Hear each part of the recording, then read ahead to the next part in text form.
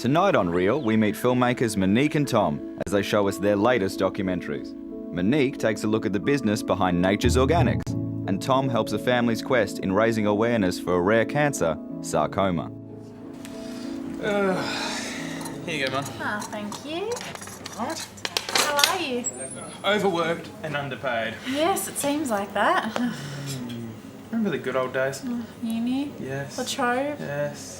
Yes. It's funny you said that because yesterday I was just going through my computer and I found my documentary. So, yes, from third year, so I made the whole family watch it. Yeah, So awesome. I've got it up here. Do you want to watch it? Couldn't miss it.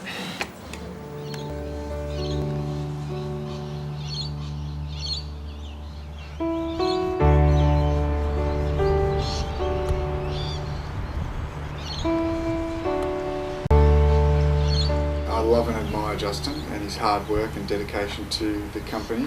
He provides great leadership for us here at Nature's Organics. One of the things about Justin that I think surprises people is his energy and his commitment and his ability to be able to be excited about something and turn it around really quickly.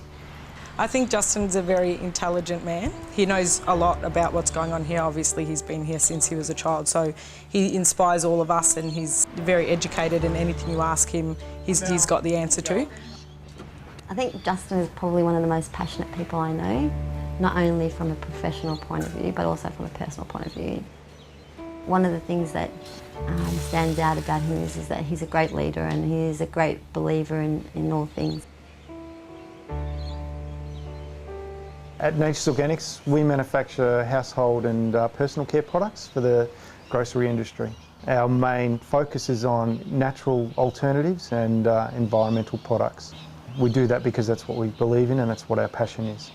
My father, Terry Dow, started Nature's Organics in the 50s, and he built his first filling line in his garage shed and started from there. He always had a belief in natural alternatives, and one thing stemmed into another, and look at what we are today.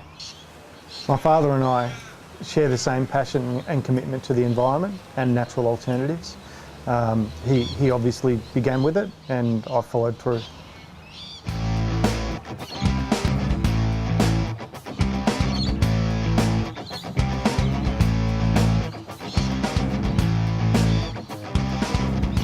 So my father gave the business its integrity, its tenacity, its morals, its ethics, its ethos. Pretty much it gave the company its whole foundations, and we just continually built on those, maintaining those principles. But the biggest thing he gave us was the never give it up, mentality. We just keep persisting until we get better and evolve into hopefully our full potential.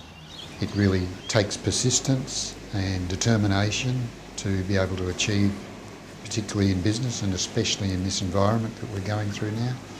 We've had our ups and downs, and many times that we thought that we weren't going to make it, but you just put your head down and keep working at what you know is right. I went into business on my own in the mid-60s, and that theme stuck with me, and I thought there's another way of producing products rather than the synthetic and full of preservatives and all the rest of it, and I thought, well, let's look at other ways of doing this. So that started Nature's Organics.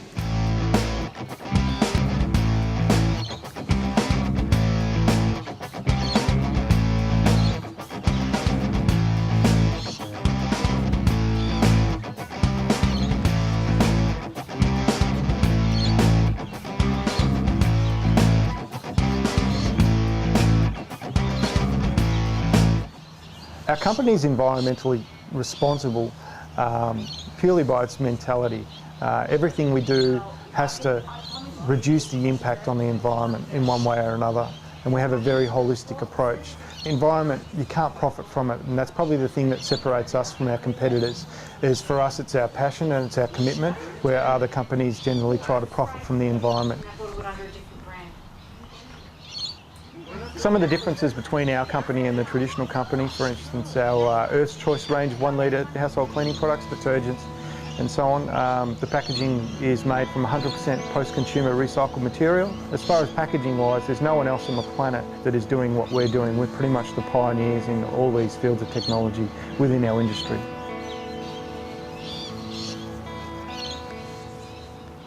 I think one of the great things about Nature's Organics is how responsible they are to the environment. We always put the environment as a forefront, whether it's more costly than not doing it. Some samples of those. The 150ml hopefully will be ready today, which means we'll have it tomorrow morning. Nature's Organics' key philosophy, I suppose, since the time I started has been its commitment to the environment. The way that the formulations are created have always had the environmental aspect drilled sort of right down to the key steps of why the product should be launched. And we were, I suppose, had the philosophy before the environment became the thing to be interested in. So not losing sight of what we do and what we are is been very, very important in our success, and not losing respect or credibility throughout, consumers and so on. Today, consumers are becoming more and more educated and they want more and more information. So I think sticking to our guns, sticking to our values and sticking to the principles of why we create products has seen them successful.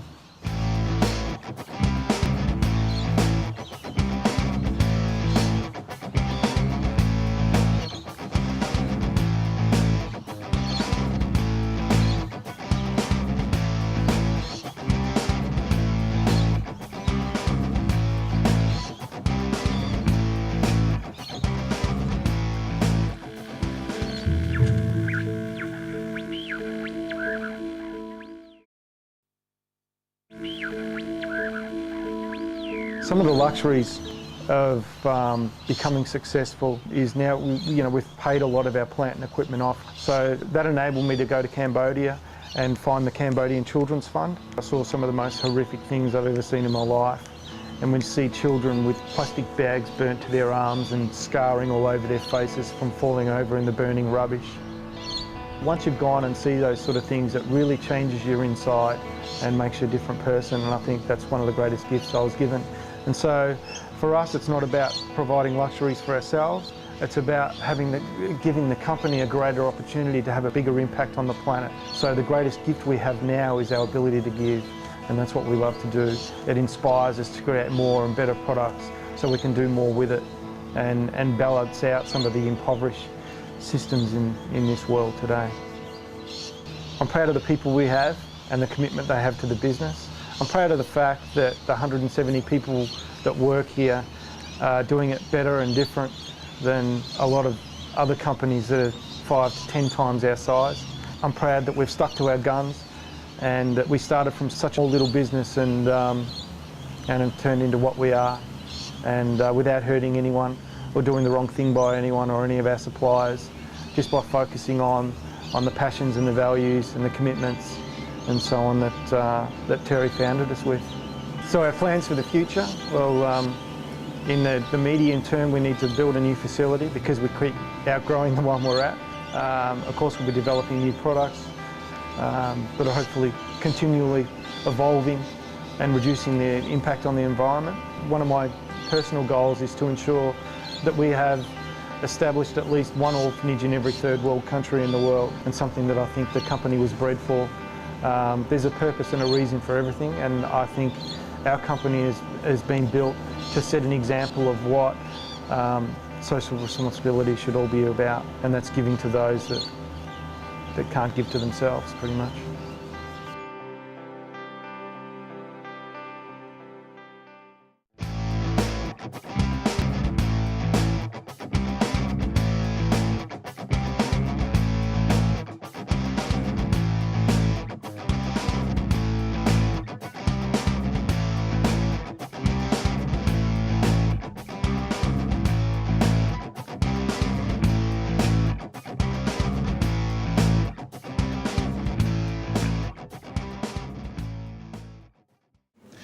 an amazing company. They really And are. I loved that they were green before it was cool to be green. You know, but vague memory, something happened during Justin's interview, didn't it? Yeah, when I was filming, it was pouring down rain and we wanted to have it green, obviously, to represent the environmental aspect. So I actually was wedged between two trees and was filming it from there, but it actually worked out really well. So. Oh yeah, no, it looks brilliant. But what were you wanting to achieve? Like, you know, why do it on a company? Well, I just have always thought this company is fantastic and they do all of this great work, both environmental and also charitable work, and I don't think they get the recognition that they deserve. So I wanted to portray them, you know, as such a pioneering organisation, but also encourage people to support them. Yeah, well, paid off in the Yeah, end. I hope so. Well, last night as I was just, you know, flicking through, I also found another documentary. Oh. Yours Yeah. on sarcoma. Do you want to watch it? I think we should. Okay.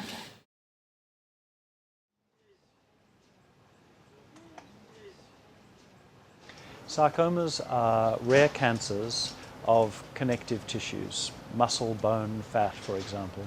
They tend to affect a younger population than cancers that affect the broader community, and they're rare. They're 1% of all cancers. The problem is that because they're rare, not much is understood about them, and because they affect young people, they have a disproportionate impact upon the community, completely out of proportion, for example, to their incidence in the community. And I think, you know, the story of Xavier illustrates that in spades, that the death of a single young person ripples out like ripples in a pond and affects a very large section of the community. People don't know what sarcoma is. 30% of children under the age of 16 die from this cancer. We need to do something. The cancer itself is a young person's cancer. Sarcoma makes up between 20 to 30% of cancers in young people. A low profile cancer. And nobody knows about it. But it just doesn't have the profile. But when you get it in your soft tissue, it's pretty diabolically bad. They weren't given any funding for research. Because this cancer, as much as it doesn't affect as many people in the community, kills our babies. In terms of disease that comes out of the blue and affects young people, cancer is the leading cause of death. It's a cancer that's just shoved in the corner because it affects a lot of young people. Young people don't become celebrities because they die before they can. As a child, Xavier was one of the fittest, healthiest,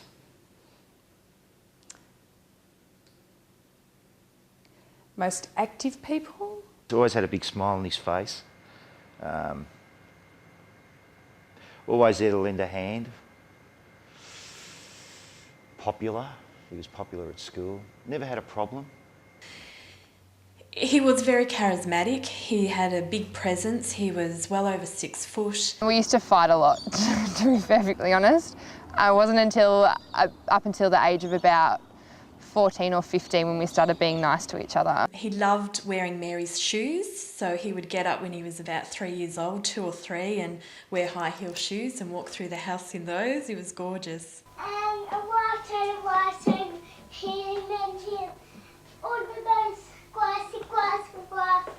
Loved his sport, loved his friends, passionate about life.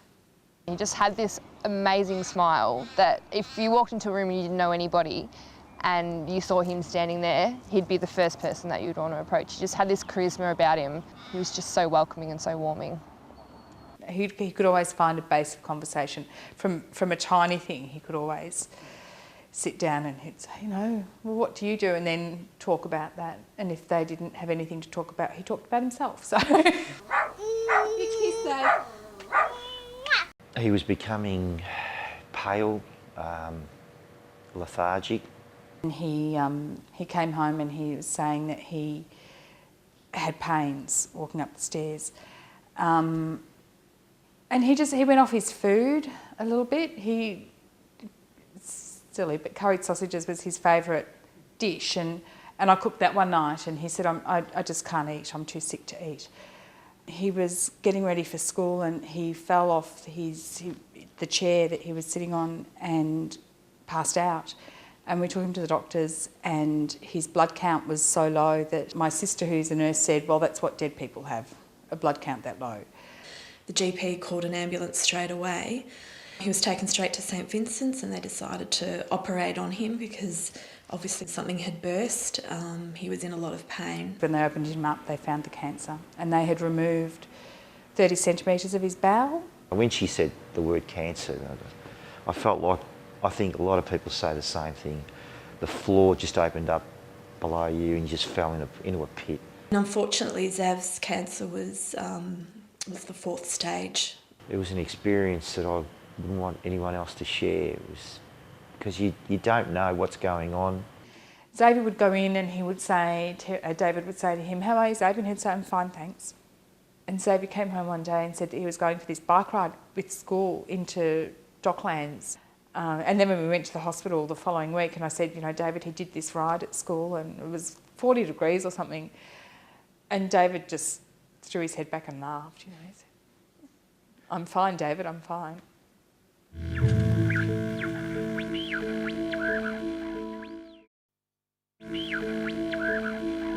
We always had friends with us. They were good support, really good support. You couldn't do it on your own. You'd go crazy. We all had a really awesome support network in each of our friends, and I mean, at the end of the day, it wasn't about us, it was about Xavier, and we all understood that. It's hard to see your best friend go through all of that. It was hard to see Xavier. It was hard to see the kids. The tumour was probably the size of a Sherrin football by the end of his disease. And so it was pressing on all his major organs, so everything else was shutting down. But because he was 17 and fit and healthy, his heart just kept going. Like, his heart didn't stop. So as much as he should have died a lot easier, he didn't. Even though I knew the inevitable was there, it was still, it was just a weird day. And he was in so much pain that he was screaming and he was wanting to get up and go into the park. We have a park out our back door, which was his sanctuary sort of thing. And he'd get up and he'd say, "Take me to the park, take me to the park." And then we'd get him up and then he'd say, lie me down, until eventually he just slowly stopped. But it was a long, horrible battle. I think there was anywhere between 12 to 1,500 people at the church. I just felt this strength. And so did my kids. And I'm sure everyone thought, "Oh my God, these people are crazy," because we weren't howling and we weren't crying overtly, but we had gone through the Tuesday. So anything after that was easy. Having to carry Zav into the hearse, that was an experience you just don't wish upon any parent, because your children's supposed to bury you.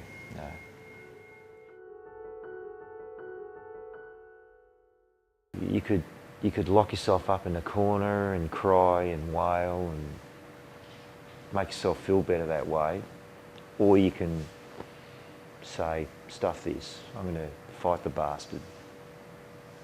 And that's the option we've taken. I think it's up to us as a community to recognise, to reach out to each other and become more than isolated voices in the wilderness, to try and focus awareness about this disease. It's just really sad that cancers like this get thrown into the too hard basket, and that's what we want to change. There's systematic underfunding of research into rare cancers. We need to raise the money for research, most definitely, and by raising awareness, we will raise money for research. So they sort of go hand in hand. And my wife's cousin had sarcoma. She had bone sarcoma in the cheekbone when she was 12, and she's now, I think she's in her late 40s. That's a long time between drinks. And you would have thought things would have progressed, but they haven't. We're trying to use what happened to Xavier as motivation to try and do everything in our power to stop that happening again if we can possibly avoid it. Breast cancer is out there and in your face because it hits so many people, as does prostate. But this is a little thing that is slowly tapping away at our children. At the dinner table, if we sat down and ate, there was one less. School lunches, there's one less.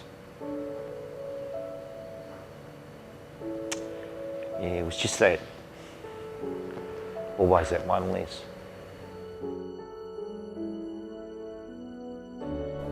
I think the amount of kids in Essendon that still come to my house and the amount of people who know about Xavier is a testament to that in his short time he was a very big person.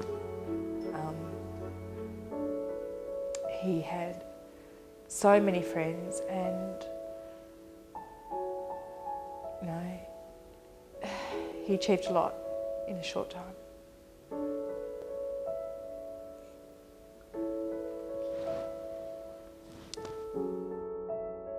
You talk about your heroes, and he's my hero.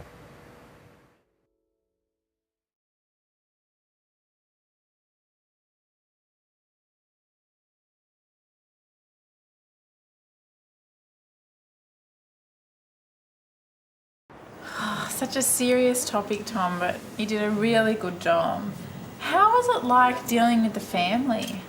I mean, it was hard, and certainly they struggled through parts of the interview, but it was really, for them, it was a drop in the ocean compared to what they'd been through, and they really want to get sarcoma out there. They want to raise the awareness. No one, as they say, no one knows about it. Yeah. And it really, they were happy to do it. So, as hard as it was, they could see sort of the end product and knew that it was worth doing it. Sure, and what about for you, dealing with such an emotionally draining topic and spending hours upon hours editing it? How did you deal with that? I mean, I had to disconnect myself from it. Obviously, I couldn't get emotionally involved, or it would break you. But during the interviews, there were certainly hard times. When they got quite tearful, it was difficult, and there were other hard things. I can remember when I was sort of editing it and going through the photos and stuff. The photo of Xavier and Jonathan Brown, it was called Brownie and Me, and just the word me, knowing that he'd uploaded it to the computer and put it up there and stuff, that was certainly hard, but I think in the end it paid off. Yeah, well, it worked out really well. We've had so much fun today. Do you know what I think we should do? I think we should email everyone from our class and try and work out, some sort of mini reunion, and we could talk. Invite them in and watch. That sounds awesome. I'm pretty sure I've still got everyone on here. Beautiful. So let's check. Yeah. Oh yeah. Remember him? I haven't seen her in ages.